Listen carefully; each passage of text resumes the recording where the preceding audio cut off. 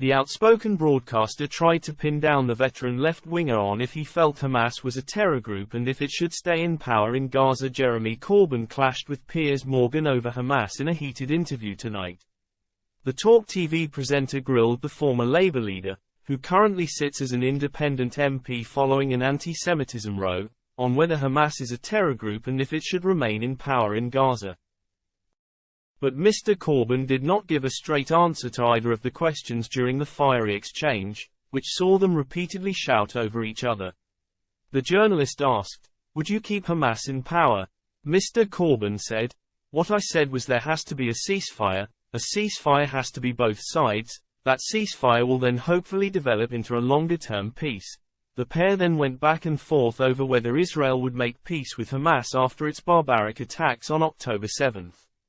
Mr. Corbyn said, "Look, if you want to have a discussion, fine.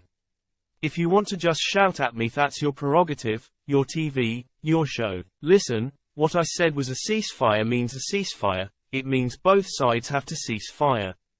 As Morgan continued to question him on whether Hamas should stay in power, a visibly irritated Mr. Corbyn said, "Are you done yet?" Morgan said, "It's a critical question. Should they stay in power? This country says they're a terror group. Do you agree, and should they stay in power?"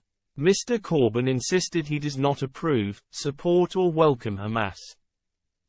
The pair then shouted over each other as Morgan pressed him on whether he would call Hamas a terror group and said, "You can't, can you?"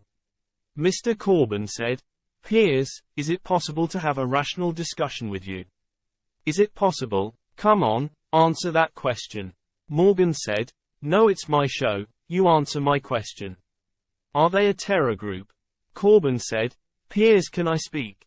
If you let me speak, I'll say something. A ceasefire means both sides." Morgan said, "You've said that.